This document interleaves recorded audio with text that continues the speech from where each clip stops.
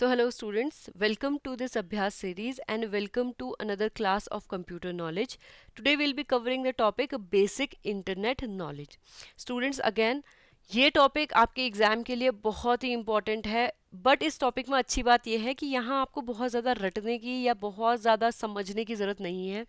Low hanging fruit topic है. अगर आप एक बार इसको अच्छे से समझ लेते हैं एंड एक रिवीजन और लेते हैं तो ये टॉपिक आपके एग्ज़ाम के लिए रेडी हो जाएगा. ऑल राइट, तो शुरू करते हैं इस क्लास को. Again student, in this particular class will be doing 10 MCQs and उन्हीं MCQs के through will be covering all this topic. Okay, इस टॉपिक के जितने भी इंपॉर्टेंट एस्पेक्ट है हम MCQs के एंड उनके एक्सप्लेनेशन के थ्रू कवर करेंगे. बट येस, जब हम क्वेश्चन पढ़ रहे हैं so you should note down what kind of language is used. ठीक है, क्वेश्चन किस किस पार्ट से कैसे कैसे पूछे जा रहे हैं. हो सकता है आपको बेसिक चीज़ें पता हो बट आप आंसर ना कर पाओ, तो उन चीज़ों को आपने नोट डाउन करना है. Okay, so let's begin our class. The very first question. The internet is best characterized as which of the following? A centralized data repository governed by international law, a hierarchical arrangement of interconnected local network, a decentralized global network of interconnected computer system, a government managed network infrastructure supporting the global trade.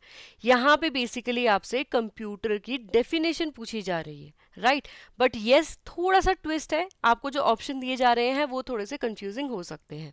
सबसे पहले हम देखेंगे whenever we talk about internet we never talk कि who और what govern internet. ठीक है, हम कभी ये नहीं बोलते कि XYZ एजेंसी है या फिर XYZ गवर्नमेंट है जो इंटरनेट को कंट्रोल करती है. यस, जगहों पे रिस्ट्रिक्शन होते हैं बट वो पर्टिकुलर एरिया के लिए होते हैं. ठीक है, तो यहाँ पे जितने भी गवर्निंग वाले ऑप्शन हैं उनको आप डायरेक्टली एलिमिनेट कर सकते हो. So option A is gone, option D is gone. Okay, अब आपके पास कौन सा ऑप्शन बचता है? आपके पास बचता है option B and option C. अब देखो बी एंड सी में क्या है. बी में आपसे बोला जा रहा है कि जो आपका इंटरनेट है, इंटरनेट यहाँ पे बेसिकली ये कहाँ पे काम कर रहा है? On a local level. ठीक है, और दूसरी तरफ आपसे बोला जा रहा है ऑप्शन नंबर सी में it is working on a global level. अब सबसे पहले आपको ये समझना होगा, इंटरनेट की बात करते हैं. So we are talking about interconnected networks. ठीक है, इनकी हम बात कर रहे हैं. तो क्या ऐसा होता है कि if something is originated in America और इंडिया, उसको दूसरी कंट्री के लोग नहीं देख सकते. लेट्स से एक इंडिया की फर्म है, it's offering some services that are required by an American company. ठीक है, डेली वर्किंग के लिए या किन चीज़ों के लिए. तो क्या इंडिया की फर्म इंटरनेट से कनेक्ट होके अमेरिकन फर्म्स को वो सर्विस दे सकती है? If the answer is yes, then computer is working on a global level. Then computer is working on a global level. तो इसमें सही आंसर क्या होगा? Option number C. Okay, internet basically work in a global level. Now यहाँ पे आपको सबसे पहले इंटरनेट की डेफिनेशन अच्छे से देखनी है, देन हम ऑप्शन को एक्सप्लेन करेंगे. देखो, इंटरनेट बेसिकली क्या है? जितने भी डिवाइसेस, ये आपकी अर्थ है. ठीक है, यहाँ पे क्या है? कोई इंसान कंप्यूटर यूज़ कर रहा है, कोई मोबाइल फ़ोन यूज़ कर रहा है. ठीक है, there are different devices going on. कोई ये हो सकता है टैबलेट, ठीक है, यूज़ कर रहा हो. अगेन हो सकता है PC सिस्टम यूज़ कर रहा हो. ठीक है, people are using different kind of devices. इन्हीं डिवाइसेस को जब आप एक नेटवर्क के थ्रू कनेक्ट कर देते हैं, ठीक है, जैसे कि आपने देखा होगा काफ़ी बार आप अपने मोबाइल फ़ोन को कंप्यूटर के साथ कनेक्ट करते हैं यूजिंग अ डेटा केबल. ठीक है, ऐसे ही जब आप विदाउट डेटा केबल, ठीक है, कोई ऐसे वायर नहीं जा रही है बट येस आप कनेक्ट कर रहे हैं सारे के सारे कंप्यूटर्स को. So sometime using the cable also, sometime without using cable, but yes you are connecting it, then we call it internet. ठीक है, दीज आर इंटरकनेक्टेड नेटवर्क्स. ये क्यों होते हैं, क्यों कनेक्ट करते हैं? To communicate, to share information and to access resources. ठीक है, इन सब के लिए what we do, we use internet. अब यहाँ पे आपको एक चीज़ देखना होगा, whenever we talk about computer और whenever we talk about internet, basically it's a decentralised system. यहाँ पे क्या है? कोई हायरार्की नहीं होती है, कोई सेंट्रलाइज सिस्टम नहीं होता. ऐसा नहीं है कि एक सेंट्रल एजेंसी है जो कंप्यूटर को कंट्रोल कर रही है, इंटरनेट को कंट्रोल कर रही है. ओके, यहाँ मल्टीपल पैथ्स होते हैं to get the information. All right, moving on to the next question. Which among the following best represent the foundational project that lead to the creation of a modern internet?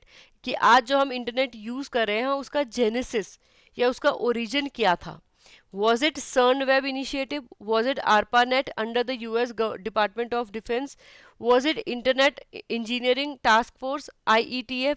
और was it Project Athena by MIT? देखो अब इसकी history समझने के लिए you will have to understand CERN and जो बाकी चीजें हैं that are based on internet. यहाँ पे जो ARPANET है that is advance research project agency network. ये जो था बेसिकली जेनेसिस था इंटरनेट का. अब क्या हुआ था इन लेट 1960s जो यूएस डिपार्टमेंट था, ठीक है, इट यूज टू हैवीली आपके कॉलेजेस होते हैं या फिर जो आपकी यूनिवर्सिटी होती है उनमें हैवीली इन्वेस्ट करता था for educational purpose, for development of weapon, for development of new technology, हर चीज़ के लिए. All right. अब ऐसे में क्या होता है, देखो देयर वाज अ यूनिवर्सिटी. अब यहाँ पे there were let's say 4 department. अभी जो 4 डिपार्टमेंट है, let's say this is the department of radiology, ठीक है, this is the department of medical, ठीक है, ये है इंजीनियरिंग डिपार्टमेंट एंड ये है एजुकेशन डिपार्टमेंट. अब लेट्स से जो इंजीनियरिंग डिपार्टमेंट है they have developed a tool जो एजुकेशन डिपार्टमेंट की हेल्प करेगा, ठीक है, नई टेक्नोलॉजी या नए इक्विपमेंट्स डेवलप कर रखे हैं. तो पहले क्या होता था, they have to store the data in a storage device, फिर उसको लेके दूसरी जगह पे जाते थे, फिर कंपैटिबिलिटी चेक करते थे, फिर चीज़ें एक्सचेंज होती थी. ऐसे ही लेट्स से रेडियोलॉजी में ऐसी कोई डिवाइस आ रखी है that can be of medical purpose, तो उनको डेटा शेयर करना है तो अगेन सेम प्रोसेस होता था. तो अब इसके रिजल्ट में क्या रहा, तो एक आइडिया स्टार्ट होता है कि why not let's connect all these 4 computer from a single network, कि अगर इनको कोई भी फाइल शेयर करनी हो तो कंप्यूटर ए आपका कंप्यूटर बी को ईजिली भेज देगा, ठीक है. तो ये एक यूनिवर्सिटी में शुरू किया, 4 कंप्यूटर को कनेक्ट किए गए. अब ऐसे ही सोचा गया कि why not expanded from university 1 to university 2. अब यूनिवर्सिटी 2 में भी 3 कंप्यूटर थे, इनको पहले आपस में इंटरकनेक्ट किया गया, देन यूनिवर्सिटी 1 को यूनिवर्सिटी 2 के साथ इंटरकनेक्ट किया गया. Same thing happen with university 3, same thing happen with university 4. अब ऐसे करके क्या हुआ, they started with university, then banks को कनेक्ट किया गया, स्कूल्स को कनेक्ट किया गया, जितने भी हॉस्पिटल्स हैं उनको कनेक्ट किया गया, एंड दे स्टार्टेड टू ले the foundation for modern internet. तो ARPANET बेसिकली आपका ओरिजिन था for the internet. All right.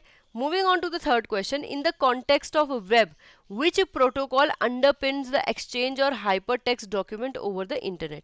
देखो लास्ट क्लास में ऑल्दो हम प्रोटोकॉल बहुत अच्छे से पढ़ चुके हैं, तो आपको ये वैसे भी आंसर आना चाहिए. अगर नहीं आता है तो लेट अस डिस्कस दैट. आपसे पूछा जा रहा है कि कौन सा प्रोटोकॉल हमें यूज करना पड़ता है when we are exchanging the hypertext document, ठीक है, ओवर द इंटरनेट. तो इसका answer if you have given option number 1 that is absolutely correct. नहीं तो एक्सप्लेनेशन की तरफ चलते हैं. देखो whenever we talk about internet, internet में क्या होता है, इंफॉर्मेशन को एक्सेस करने के लिए यू हैव अ पेज जिसको बोलते हैं वेब पेज. जैसे आपकी बुक में नॉर्मल पेज होते हैं, इंटरनेट पे होते हैं वेब पेज. हर एक वेब पेज में इंफॉर्मेशन होती है. अब वेब पेज में क्या होता है, काफ़ी बार इंफॉर्मेशन जो होती है 5, 6, 10, 15, 20, 25 पेजों की भी होती है, ठीक है. अब ये वेब पेज क्या करते हैं, आपको इंफॉर्मेशन प्रोवाइड करते हैं. अब बहुत सारे वेब पेजों के कलेक्शन को हम बोलते हैं वर्ल्ड वाइड वेब. तभी आपने देखा होगा जब भी आप इंटरनेट पे कोई इंफॉर्मेशन देखते हैं, जो वेबसाइट का एड्रेस होता है वो www से शुरू होता है. इस www की फुल फॉर्म क्या है, वर्ल्ड वाइड वेब. ऐसा सोचो कि this is a kind of library जहाँ पे बहुत सारी साइट्स हैं, साइट्स जैसे बुक हैं, और हर साइट में क्या है, बहुत सारे पन्ने हैं. पन्ने क्या हैं, जो बुक्स के अंदर पेजेस होते हैं, वो वेब पेजेस हैं, ठीक है. आपकी जो लाइब्रेरी है वो क्या है, वर्ल्ड वाइड वेब है. अब यहाँ पे क्या होता है, आपका HTTP प्रोटोकॉल होता है, ठीक है, जो अलाउ करता है कि ओवर द इंटरनेट आप चीज़ों को इधर उधर शेयर कर सकें. तो आपको www की फुल फॉर्म पता होनी चाहिए. ये क्या है, बेसिकली कलेक्शन ऑफ पेज है. इस लैंग्वेज को तोड़ ताड़ के आपसे पूछा जा सकता है. एंड जो बेसिक प्रोटोकॉल यूज़ किया जाता है टू एक्सचेंज द पेजेस उसको बोलते हैं HTTP. नेक्स्ट, जो फर्स्ट पेज होता है किसी भी वेबसाइट का, कोई भी वेबसाइट है आपकी, उसका जो पहला या डिफॉल्ट पेज जो आप खुलता है वेबसाइट में क्लिक करते ही, ठीक है, जो ऐसा सोचो कि बुक का जो फर्स्ट पेज है उसको बोलते हैं हम लोग होम पेज. क्या बोलते हैं हम लोग, होम पेज. ऐसे ही अब क्योंकि आप वेब पेज को डिज़ाइन करना चाहते हो, ठीक है, ताकि उसको कंप्यूटर समझे. आप ऐसा नहीं है कि वर्ड की फाइल को अपलोड कर देंगे और सब कुछ बिल्कुल सेम हो जाएगा, नहीं. तो वहाँ पे क्या होता है, आपको समझने के लिए किसी भी टेक्स्ट को या किसी भी वर्ड को समझने के लिए उसको एक लिंक की तरह क्रिएट किया जाता है, एंड ये काम करते हैं hyper text markup language, that is your HTML।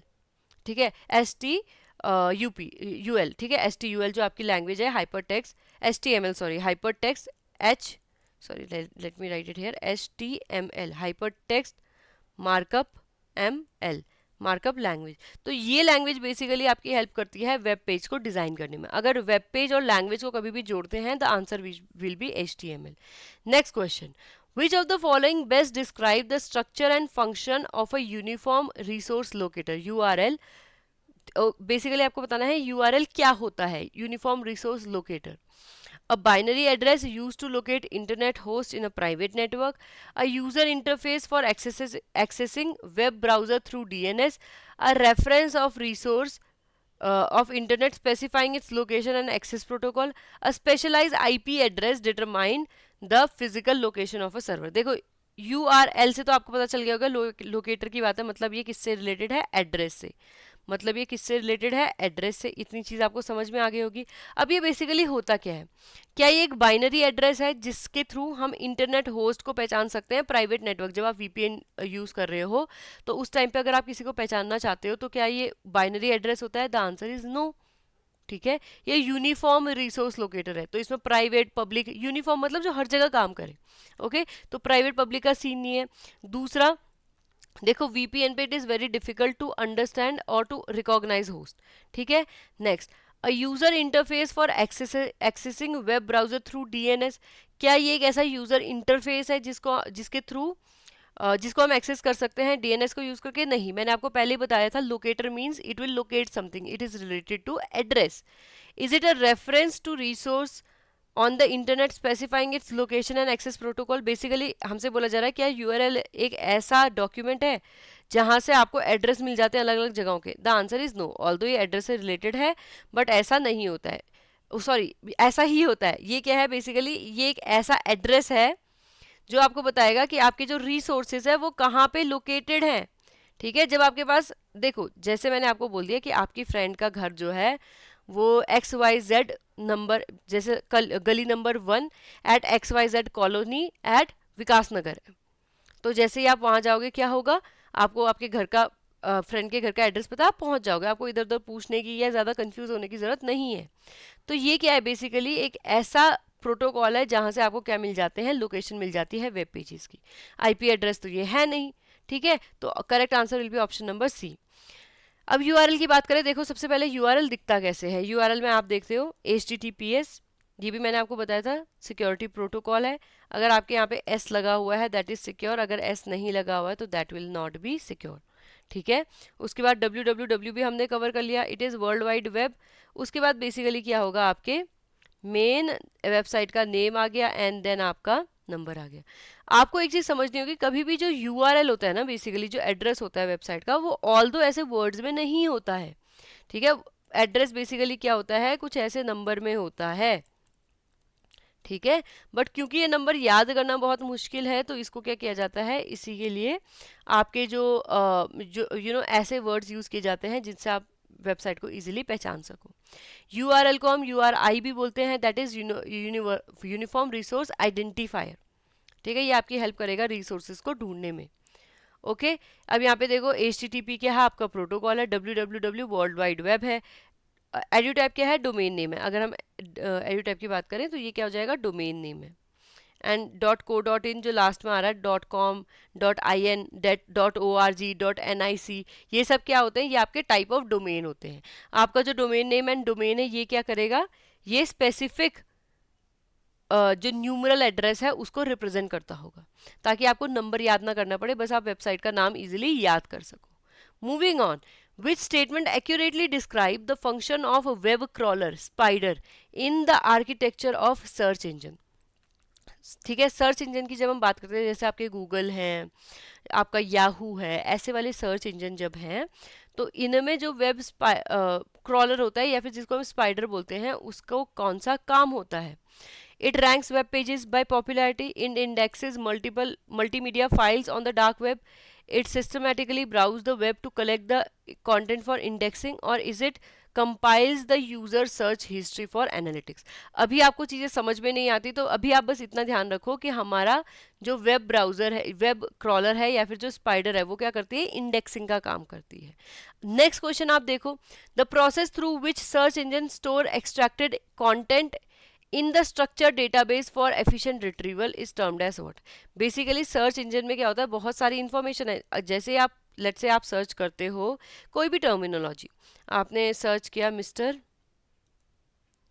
Let's say Atal Bihari Vajpayee, आपने सर्च किया, ठीक है। अब क्या होगा, आपके n number of pages open हो जाएंगे to provide information, n number of pages. तो यहाँ क्या होता है, ऐसे कौन सी चीज है जिसके थ्रू हम क्या करते हैं, सर्च इंजन में जितनी भी एक्सट्रैक्टेड इन्फॉर्मेशन, सर्च इंजन ने पहले पूरे वर्ल्ड वाइड वेब में चेक किया होगा कि कौन से पेज इसके बारे में इंफॉर्मेशन देते हैं, उसके बाद उसको आपको दिखाया होगा। तो इसमें हम किसके थ्रू उनको सेट कर सकते हैं, through hyper textualisation, web scraping, data parsing और इंडेक्सिंग। तो correct answer is indexing. Basically आप इंडेक्स ही तो कर रहे हो इन्फॉर्मेशन को, राइट। जो सबसे ज्यादा रेलेवेंट है वो सबसे ऊपर, फिर कम रेलेवेंट, फिर कम रेलेवेंट, फिर कम रेलेवेंट, ऐसे। अब ये भी सर्च इंजन से रिलेटेड है, तो नेक्स्ट टॉपिक हम सर्च इंजन ही डिस्कस करेंगे।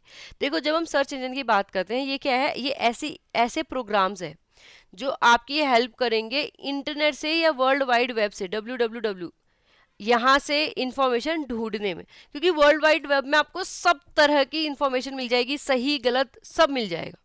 अब उनमें से कौन सी इंफॉर्मेशन आपकी ज़्यादा रेलेवेंट है, कौन सी नहीं है, इसको ढूंढने का काम और इसको सेट करने का काम करता है सर्च इंजन। आप गूगल में भी कोई टर्मिनोलॉजी देखोगे, आपको आएगा कि इतने रिजल्ट फाउंड, पहला पन्ना, सेकंड पन्ना, तीसरा पन्ना, ऐसे करके, ठीक है। अब इसमें क्या होता है, देखो सबसे पहले होती है web crawling. Web crawling basically क्या है, इसमें वेब सर्च इंजन जो है वो क्या करता है, जितने भी पेजेस वगैरह होते हैं, इंफॉर्मेशन वगैरह होती है, उनको ढूंढता है। इन पेजेस को रिट्रीव किया जाता है, वो रिट्रीवल का काम करता है आपका वेब क्रॉलर। इसमें बेसिकली क्या होता है, जितने भी लिंक होते हैं पेजेस के लिए वो आपको दिखाए जाते हैं। वेब क्रॉलर को ही हम वेब स्पाइडर भी बोलते हैं। अब नेक्स्ट स्टेप आता है आपका इंडेक्सिंग का, कि पेज तो सारे ढूंढ लिए, अब इनमें से कौन सा पेज ज़्यादा इंपॉर्टेंट है, कौन सा पेज सही इंफॉर्मेशन दे रहा है, कौन सा पेज ज़्यादा पॉपुलर है, इन सबको सीक्वेंस में दिखाने का काम इज इंडेक्सिंग, ठीक है। उसके बाद होती है सर्चिंग। सर्चिंग बेसिकली क्या है, जब आप क्लिक करेंगे, ठीक है, तो आपको आपकी नीड के अकॉर्डिंग इंफॉर्मेशन दी जाएगी, ठीक है। तो ये होता है बेसिकली सर्चिंग। आपने मिंत्रा सर्च किया, आपने नायका सर्च किया, जैसे आप इन टर्मिनोलॉजी को ढूंढते हैं, आप क्या कर रहे हो, सर्चिंग कर रहे हो, ठीक है। तो these are the 3 things that happen. क्या होगा, सर्च करोगे आप किसी चीज़ को तो वेब क्रॉलिंग होगी, सारे की सारी इंफॉर्मेशन इकट्ठा की जाएगी, देन इंडेक्सिंग होगी, देन आपको रिजल्ट शो होंगे। So this is how the search engine works.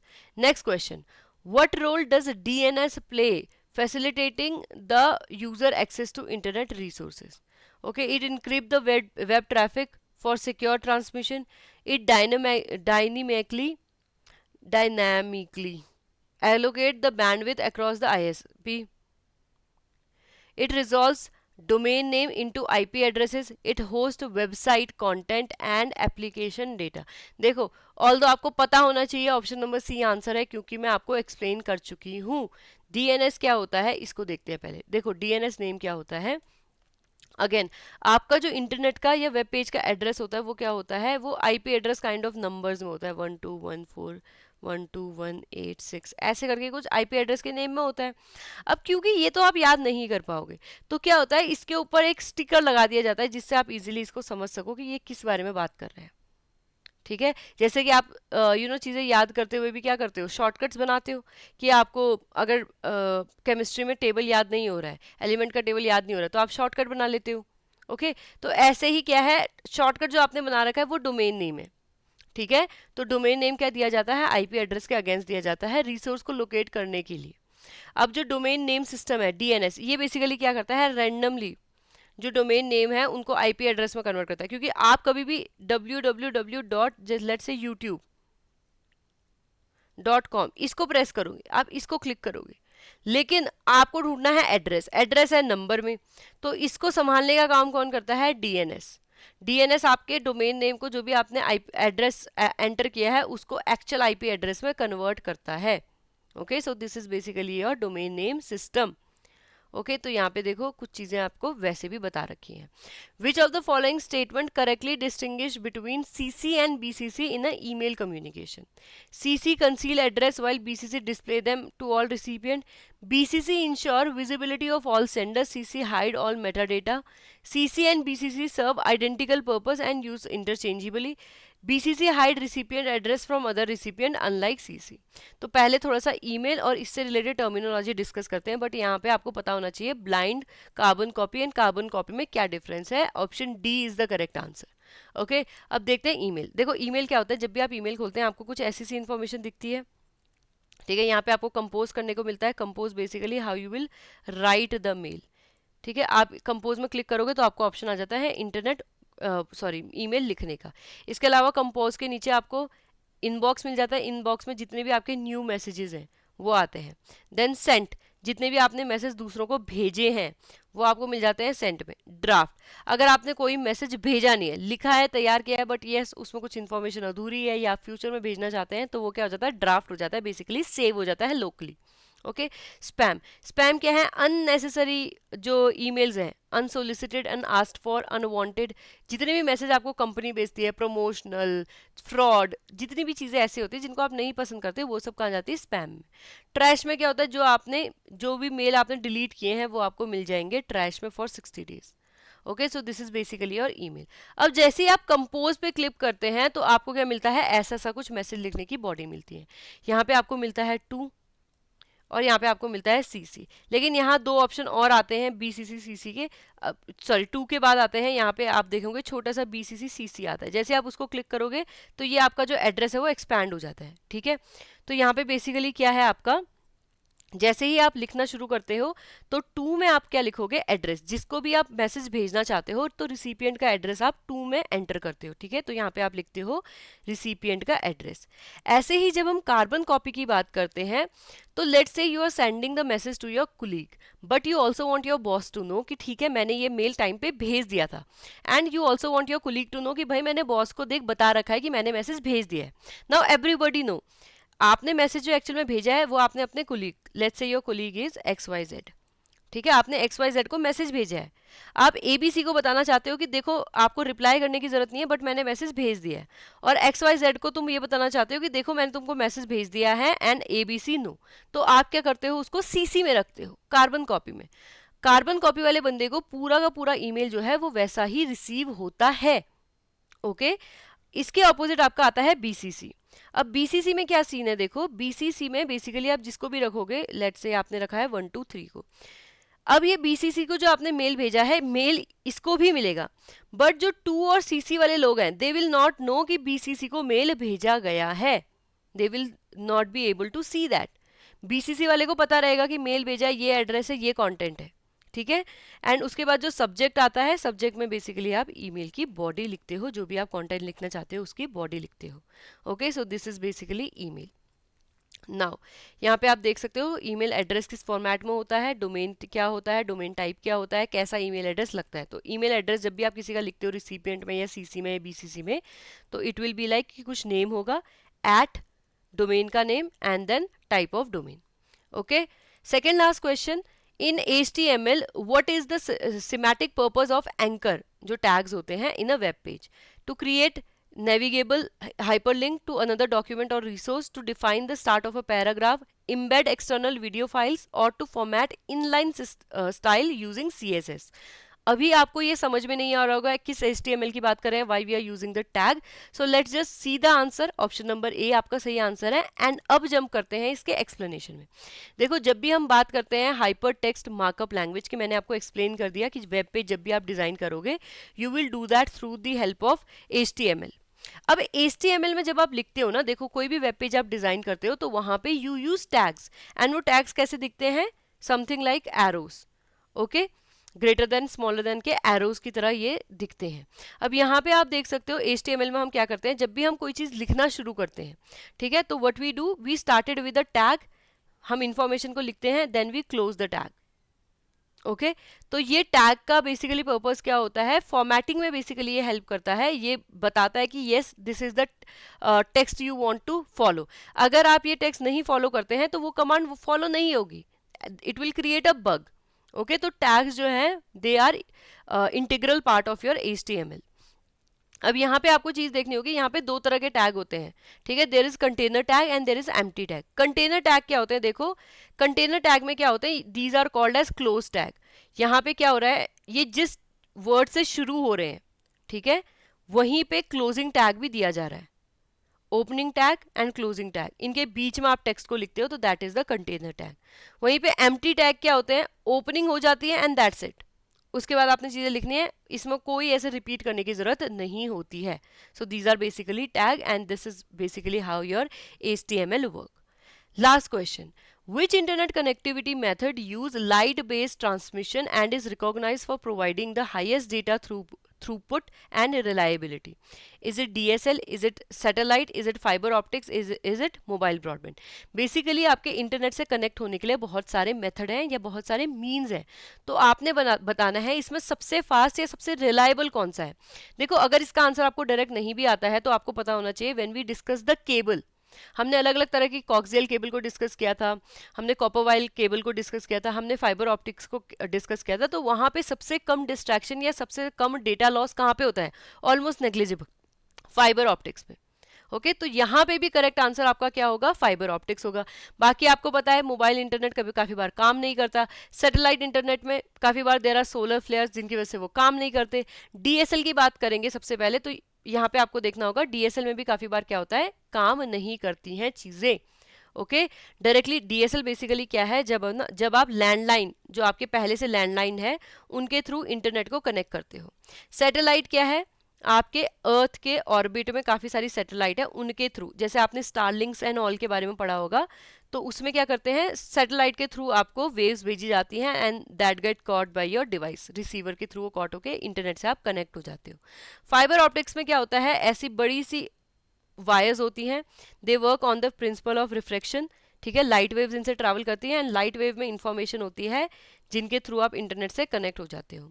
Then we have mobile broadband. Mobile broadband में आपको पता होगा what do we have, mobile से आप सेल्यूलर नेटवर्क हो कि जहां से सिग्नल्स भेजे जा रहे हैं, रेडियो वेव्स भेजी जा रही हैं to connect, to make call, वहीं से इंटरनेट भी भेजा जाता है। All right, so I hope ये इजी क्वेश्चन भी आपको अच्छे से समझ में आ गया होगा। आज के टॉपिक आपको बिल्कुल क्लियर है। If you guys have any doubt, please feel free to ask your doubts over the comment. I'll try to reach you and get your answer back to you as soon as I can. Okay, beside this, if you're preparing for UPSC, EPFO, APFC or for EOAO exam, although आप APFC के लिए तैयार कर रहे हो तो EOAO की preparation हो जाती है। Okay and you are somebody जिसने पहले से इस एग्जाम को दिया हुआ है, आपकी प्रिपरेशन फुल है, you just want to test yourself, so EduTap is offering the test series. इसकी हेल्प से यू कैन सी कि मेरी प्रिपरेशन कितनी हो रखी है, मैं कहाँ पे स्टैंड करता हूँ, कहाँ कहाँ पे मेरी प्रॉब्लम्स है। Okay so you can self analyse. If you are somebody who has prepared for other examination such as UPSC, CSE, तो आपके मैक्सिमम सब्जेक्ट्स हो रखे हैं, but yes there are certain subject जो कॉमन नहीं है, उनके लिए आपको प्रिपेयर करना है। So we are also offering special subject course.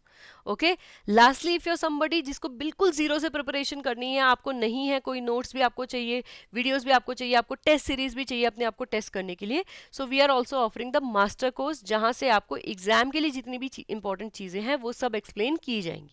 Okay so these 3 course we are offering. अगर आप इंटरेस्टेड हैं, you can see the details in the description, आपको वहाँ पे लिंक्स मिल जाएंगे, आप पूछ सकते हो, आप हमारी टीम से भी कनेक्ट कर सकते हो through our contact. So thank you so much and I hope you will have a nice day.